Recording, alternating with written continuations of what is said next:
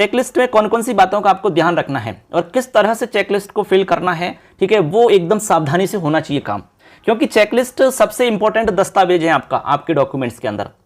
इसी के आधार पे जो सत्यापन दल है जहां पर आपका सत्यापन होगा, इसी के आधार पे वो देखेंगे। इसलिए इस चेकलिस्ट में जो भी भरें वो बिल्कुल साफ सुथरा होना चाहिए, काटपीट इसमें आपको नहीं करनी है, ठीक है ना। देखिए, तो सबसे पहली बात तो यह कि जो आप सेट बनाओगे डॉक्यूमेंट्स के, वो 2 सेट के लिए कहा जा रहा है कि 2 सेट आपके होने चाहिए। और मैंने आपसे कहा कि भाई 3 सेट बना के रखें आप, तो 1 सेट आप खुद अपने पास रखें, ठीक है, रिजर्व रहना चाहिए आपके पास।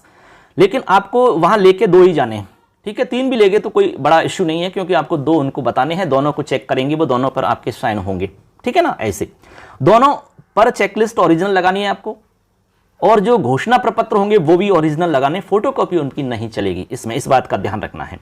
अब देखिए, इसमें मैं शुरू से ही बताता हूं। सबसे पहले दस्तावेज सत्यापन का जो जिला रहेगा, जो आपको आवंटित होगा, जहां पर आपका सत्यापन होना है, इसकी जानकारी मेल से मिल जाएगी। और स्टाफ सिलेक्शन मॉड्यूल के ऊपर भी आप देखते रहें, वहां से भी आपको जानकारी मिल जाएगी, ठीक है। इसके बाद में आपको यहां पर टिक करना है पद, जैसे कि अध्यापक लेवल, प्रथम, सामान्य या विशेष, ये आपको यहां से करना होगा। और विशेष शिक्षा से आप हैं तो इसमें 3 कैटेगरी हैं, एक तो है MR, VI और HI। इसमें से आप किस कैटेगरी में है वो आपको बताना होगा। अभ्यर्थी के रोल नंबर आपको बताने हैं, जो मेन एग्जाम रीट का हुआ है वो वाले रोल नंबर आपको दिखाने हैं। इसके बाद में यहां पर क्षेत्र बताना है कि अनुसूचित है या गैर अनुसूचित क्षेत्र से आप हैं। आधार नंबर आपको यहां बताना है, ठीक है ना। इसके बाद में आवेदन का क्रमांक आप यहाँ फिल करेंगे, पिता का नाम फिल करेंगे, अभ्यर्थी का नाम फिल करेंगे, जन्म दिनांक यहाँ फिल करेंगे और माता का नाम फिल करेंगे। इसके बाद में यहाँ पर वर्ग या श्रेणी आपको टिक करनी है कि आप किस श्रेणी के अंतर्गत इसमें आते हैं, ठीक है। ये जो जानकारी है बिल्कुल सावधानी से भरें, एकदम ओके होनी चाहिए, बिल्कुल सही होनी चाहिए, आप इसमें काटपीट नहीं करें, ठीक है ना, ऐसे। इसके बाद में यहाँ लिंग आपको भरना है, मेल फीमेल, जमा आवेदन शुल्क की राशि आपको यहाँ पर फिल करनी है। इसके बाद में आपको 12th परीक्षा का माध्यम बताना है, यहाँ पर इस जगह जो बॉक्स बना हुआ है यहाँ बताना है, इंग्लिश, हिंदी या अदर, जो भी माध्यम है वो आपको बताना है। जैसे इंग्लिश है तो इंग्लिश, हिंदी है तो हिंदी, या इंग्लिश और हिंदी के अलावा कोई माध्यम रहा है आपका तो वो आपको अदर में लिखना है, ठीक। इसके बाद में स्नातक परीक्षा का माध्यम आपको बताना है, इंग्लिश, हिंदी, अदर यहाँ। अब मान लो किसी ने स्नातक नहीं कर रखी है तो फिर यहाँ खाली छोड़ देंगे, ठीक है ना, लागू नहीं है ऐसा भी लिख सकते हैं, कोई प्रॉब्लम नहीं है, क्योंकि स्नातक की डिग्री आपके पास है ही नहीं है। क्योंकि आप जानते हैं लेवल फर्स्ट के लिए तो आपको 12वीं के बाद में BSTC चाहिए बस, और आपने BA भी कर रखी है तो वो भी डॉक्यूमेंट्स आप साथ में ले जाएं, कोई प्रॉब्लम नहीं है। और आपने कोई MA कर रखा है और भी डिग्री आपने कर रखी है तो वो साथ में सब लेके जाएं, जिससे कि आपकी ये सारी चीज़ें ऐड हो जाएंगी, नहीं तो बाद में करवानी पड़ेंगी आपको, अभी करवा लो आप सारी चीज़ों को। अब देखिए आगे चलते हैं, चेकलिस्ट का जो प्रथम भाग है उसमें आपको क्या देखना है। देखिए इसमें देखिए इधर तो आपके यहाँ सबके सब दस्तावेज या प्रमाण पत्रों की लिस्ट मिलेगी, जो कि टोटल 33 आपको मिलेंगी यहाँ पर। और इसमें आगे जो कॉलम बने हुए हैं, इसमें अभ्यर्थी के उपयोग के लिए सिर्फ यहाँ पर 2 कॉलम हैं। देखिए ये फर्स्ट और ये सेकंड, आगे जो दिए गए हैं ये वाले कॉलम, ये सत्यापन दल के उपयोग के लिए है। इसमें आपको कुछ भी नहीं लिखना है, बिल्कुल छेड़खानी नहीं करनी है। यहाँ पर सत्यापन दल के जो लोग हैं, जो अधिकारी लगाए गए हैं आपके डॉक्यूमेंट्स वेरिफिकेशन के लिए, वो यहाँ लिखेंगे, आपको कुछ नहीं लिखना। आपको तो केवल यहाँ लिखना है संलग्नक संख्या, यानी कि आवेदन ऑनलाइन की प्रति आपने जो संलग्न की है वो उसकी संख्या कितनी है, 1 या 2, वो आपको लिखनी है। उसके बाद में उस पर आपके स्व हस्ताक्षर हुए हैं कि नहीं हुए हैं वो दूसरे कॉलम में बताना होगा। हमने कहा है कि जितने भी डॉक्यूमेंट्स लगाएंगे उन पर सब पे आपके खुद के हस्ताक्षर होने चाहिए, तो सब में यस लिखना होगा, ये तो सिंपल हो गया। विस्तृत आवेदन की प्रति संलग्नक संख्या लिखनी है 1 या 2, आधार कार्ड की प्रति यहाँ संलग्नक संख्या लिखनी है। माध्यमिक परीक्षा यानी कि 10वीं की मार्कशीट, अंक तालिका और प्रमाण पत्र, अंक तालिका और प्रमाण पत्र दोनों होने कंपलसरी हैं, ठीक है, दोनों जरूरी हैं। यदि दोनों नहीं हुए तो फिर आप जानते हैं कि भाई आपका काम पेंडिंग में रहेगा फिर।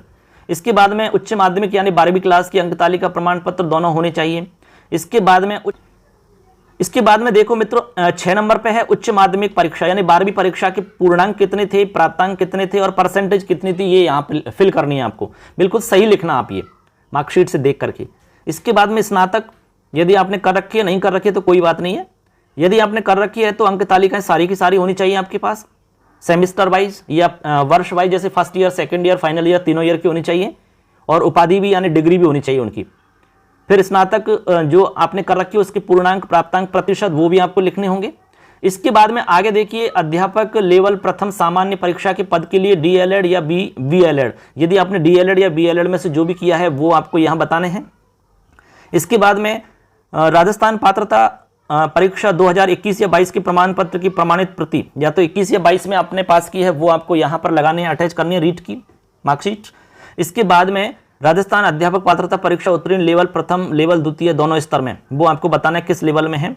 उसके बाद में जो भी ये सारे डॉक्यूमेंट्स आप देख लें।